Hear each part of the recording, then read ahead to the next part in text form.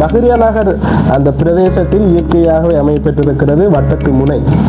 வெளிவிவகார அமைச்சர் எங்களுடைய கௌரவ அருண் ஹேமச்சந்திரா அவர்களிடத்திலே உங்களினுடைய பிரதேச வாழ் மக்களுக்கு நீங்கள் கூறுகின்ற செய்தி என்ன? இன்று அவர்கள் எதிர்பார்த்த ஒரு நிலையினை எங்கள் பிரதேசத்திலும் ஒரு தவிசாளர் வர வேண்டும் என்ற ஒரு அவாவு இருந்திருக்கின்றது.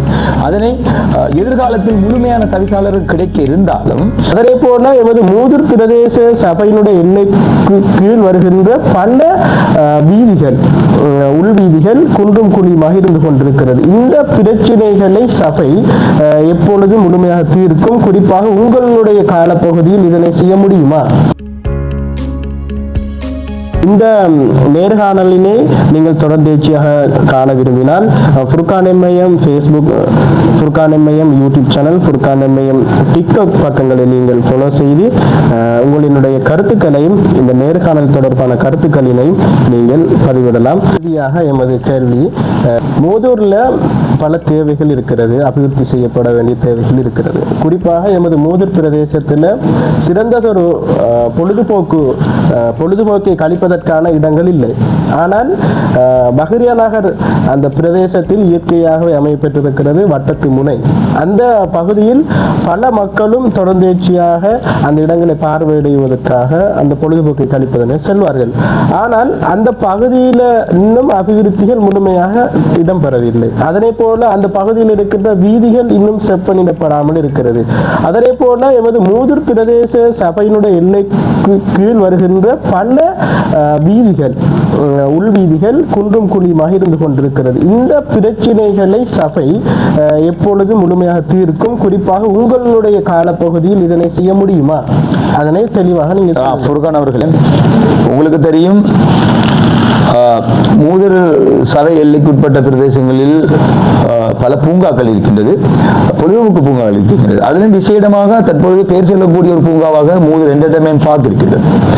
அந்த மூதூர் என்டர்டைன்மெண்ட் பார்க் கடந்த வித்வா புயல் வெள்ளத்தின் மூலம் இன்று பாதிக்கப்பட்டிருக்கின்றது. எனவே அதனை நாங்கள் செப்பனிடக்கூடிய அளவுக்கு எங்கள் சபையிலே நிதி கிடையாது.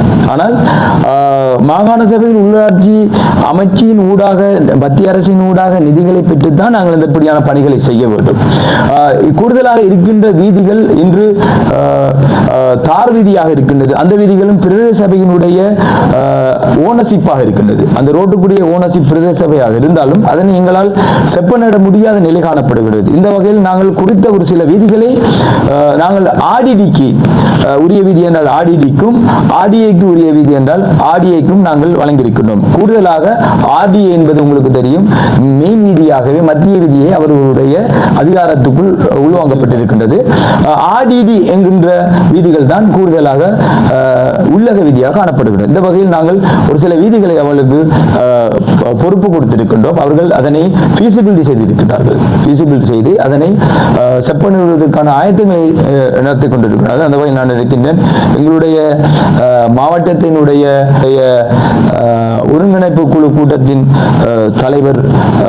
தலைவரும் எங்களுடைய வெளிவிவகார அமைச்சர் எங்களுடைய கௌரவ அருண் ஹேமச்சந்திரா அவர்களிடத்தில் நிறைய ப்ரொபோசல்கள் போயிருக்கின்றது. சம்பந்தமாக அவர்கள் எல்லா விடயங்களையும் கருத்தில் கொண்டு முழு அபிவிருத்தி வேலைகளையும் அவர்களுடைய காலப்பகுதியில் செய்து தருவதான வாக்குறுதியையும் அளித்திருக்கிறார்கள். அந்த வகையில் நீங்கள் சோசியல் மீடியாவில் காணக்கூடிய இருந்திருக்கும் பஹ்ரியா பூங்காவை என்னுடைய இந்த காலப்பகுதியிலே நான் முக்கியமான ஒரு வேலையாக இருந்த ஒரு அதை சமப்படுத்த வேண்டும் என்று எங்களுடைய கட்சியினுடைய சபையினுடைய கௌரவ உறுப்பினர் அல்ஹாஜ் உமர் ஜவாத் அவர்கள் என்னை அழைத்து வேண்டியதற்கு அமைவாக உடனடியாக அந்த வேலைகளை நான் செய்து கொடுத்திருக்கின்றேன்.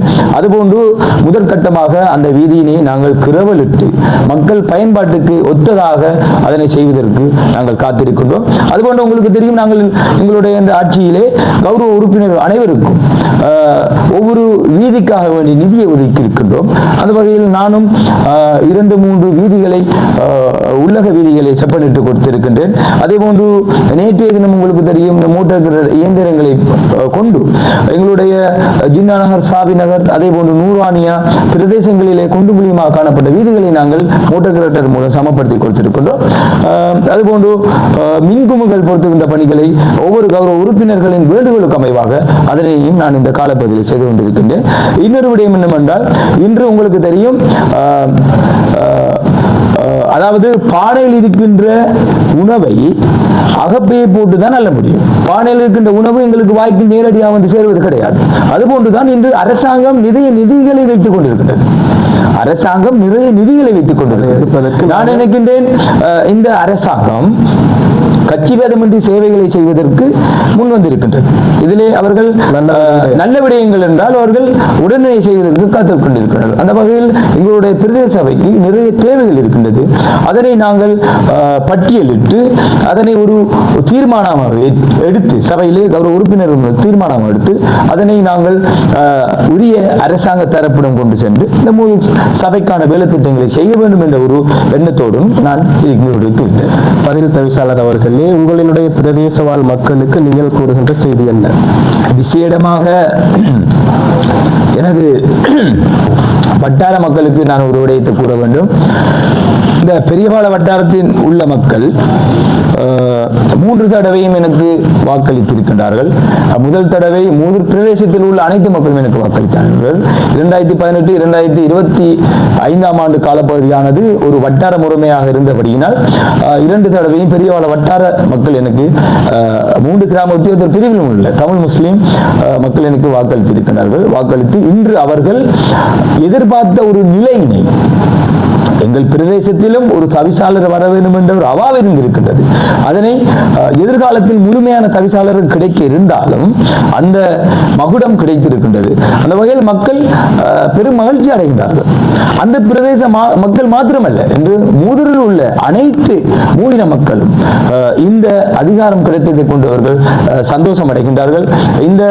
இந்த சந்தோஷத்தோடு நான் கூறுகின்ற விடயம், என்னால் முடிந்த மக்கள் பணிகளை இந்த சபையின் ஊடாக மாத்திரமல்ல இருக்கின்ற நிறுவனங்களை கூட அழைத்து அவர்கள் மூலம் மக்களுக்கான வாழ்வாதாரங்கள், அவர்களுடைய வாழ்க்கையை உயர்த்தக்கூடிய வகையிலான தொழில் முயற்சிகள், சிறுகை தொழில்கள் போன்றவற்றை இளைஞர் ஊக்குவிப்புக்கான தொழில் முயற்சிகள், சிறுவர் பாதுகாப்பு, பெண்கள் பாதுகாப்பு என்ற இந்த திட்டங்களை எல்லாம் நான் வகுத்து அதற்கான பாதுகாப்பு செயற்பாடுகளையும் கல்வி கற்கின்ற மக்களுக்கான இலவச உபகரணங்களை யார் மூலம் பெற்று அவங்க வழங்க முடியுமோ அதனையும் வழங்குவதற்கும் முக்கியமாக கல்வியில் ஒரு தேர்ச்சியினை பெறுவதற்கு மூதூர் பிரதேசம் கல்வியிலே ஒரு தேர்ச்சியை பெறுவதற்கான ஒரு முன்னாயத்தங்களையும் நாங்கள் செய்ய காத்திருக்கின்றேன். அதுபோன்று எங்கள் மூதூர் பிரதேசத்தில் இருக்கின்ற அனைத்து